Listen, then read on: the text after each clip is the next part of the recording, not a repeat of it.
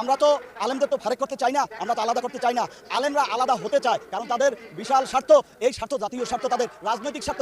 আমাদের জায়গায় আমাদের থাকতে দিচ্ছে না, কারণ হচ্ছে তাদের মনোভাব ইসরায়েলি। ফিলিস্তিন যেভাবে থাকতে পারে না, ফিলিস্তিন যেভাবে ধ্বংস করছে, তারাও মনে হয় সেরকম কিছু চাচ্ছে। এগুলো আপনি একটা আলেমের সাথে কথা বলতেছেন?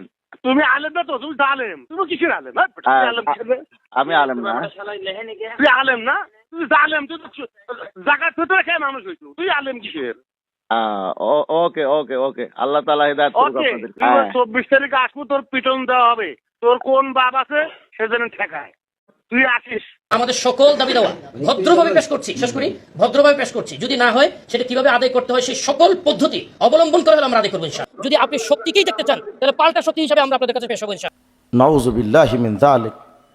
মনে রাখেন, আল্লাহ কি কসম, একজন মানুষের পথভ্রষ্ট হওয়ার সর্বপ্রথম রাস্তা আলেম বিদ্বেষী হওয়া।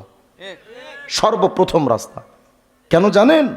একজন মানুষকে যখন আলেমদের থেকে আলাদা করা যায়, এই মানুষকে ফুটবলের মতো খেলা যায়, কারণ ওরে আর বোঝানোর মতো কেউ থাকবে না। আফসোস আর দুর্ভাগ্য, সাবধান আমজনতা, সাধারণ মানুষ, কোনো ব্যক্তির পূজা করতে গিয়ে আলেমদের বিরোধিতা করবেন না। কোন ব্যক্তির স্বার্থ তলবে আলেমদের বিরোধিতা করে আখিরাতকে বরবাদ কইরেন না, কপাল পুড়ে যাবে। ওই নেতারা জীবনে আপনাকে পাত্তা দিবে না কিয়ামতে। আলেমদের সাথে দুশ্মনী হয়ে যাচ্ছে অমুকের এতাআতের জন্য। উনার এতাআত না করলে আমি কি আর থাকি? উনার এতাআতের জন্য বিরাট জম্মে গফির উলামায়ে কেরামের সামনে বিরোধ শুরু হয়ে গেছে। কিন্তু ইলিয়াস সাহেব রহমতুল্লাহর একটা ভয়ঙ্কর কথা মনে রাখা দরকার।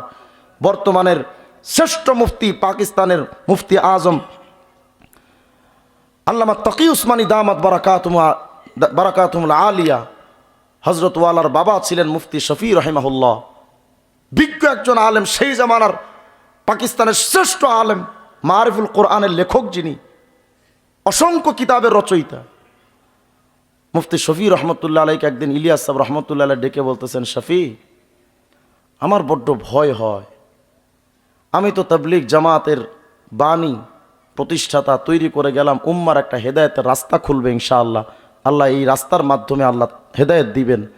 কিন্তু আমার ভয় হয় এই তাবলীগ জামাত সেই দিন ধ্বংস হয়ে যাবে যেই দিন এই তাবলীগ জামাত আলেম বিচ্ছিন্ন হয়ে যাবে। যেই দিন আলেম শূন্য হয়ে যাবে সেই দিন তাবলীগ জামাত ধ্বংস হয়ে যাবে। তাহলে আজকে যারা আলেমদের থেকে বিচ্ছিন্নবাদী হয়ে যারা ভিন্ন দিকে চলছে, বোঝা যাচ্ছে তারা গোপনে তাবলীগ জামাতকে ধ্বংস করতে চায়।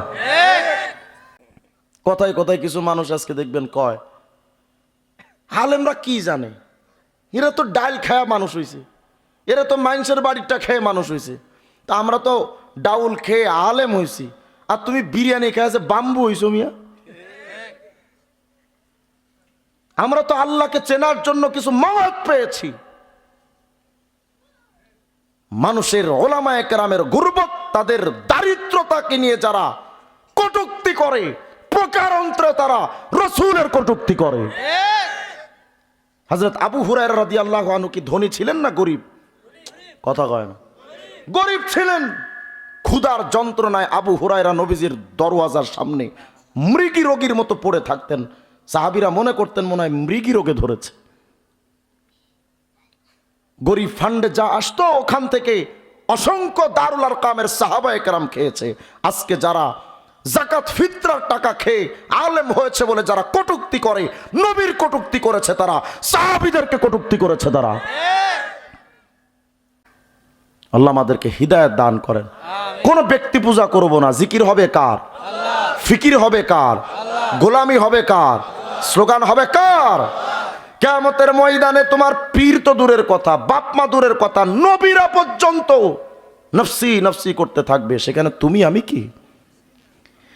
একটা নেকির জন্য কেউ আপনারা সাড়া দিবে না।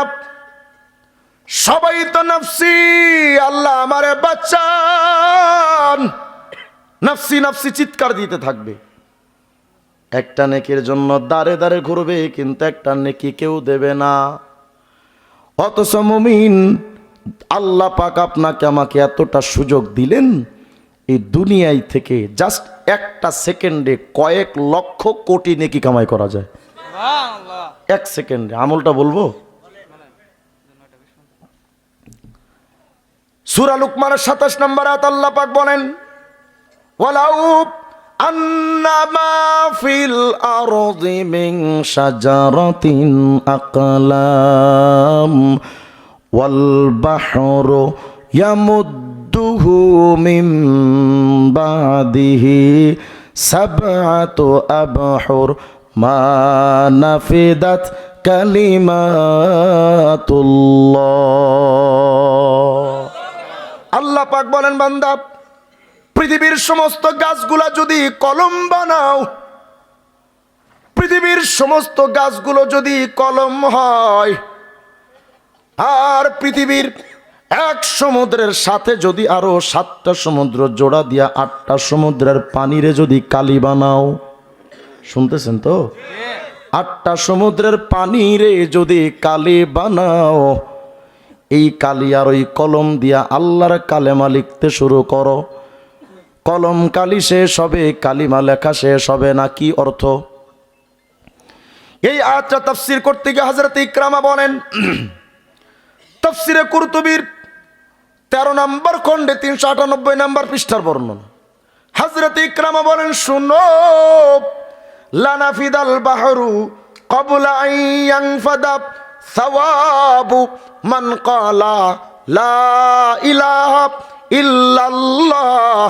আল্লাহর কোন বান্দায় যদি এই জবানটা দিয়া শুধু 1 সেকেন্ড সময় নিয়া একটাবার শুধু পড়ে লা ইলাহা ইল্লাল্লাহ, লা ইলাহা ইল্লাল্লাহ, লা ইলাহা ইল্লাল্লাহ, আল্লাহর কোন বান্দায় যদি এই জিকিরটার জবান দিয়া 1 সেকেন্ড সময় নিয়ে একটাবার কয়, সূরা লোকমানের 27 নং আয়াত দিয়ে আল্লাহ এটাই বোঝাতে চান, পৃথিবীর গাছগুলারে কলম বানাও, 8টা সমুদ্রের পানিরে কালি বানায়া ওই কলম কালি দিয়া যদি একবার কালেমে তৈয়বার জিকিরের নেকে লেখা যদি শুরু হয়, কলম কালি শেষ হয়ে যাবে, আল্লাহর কালেমে তৈয়বার জিকিরের নেকে লেখা শেষ হবে না।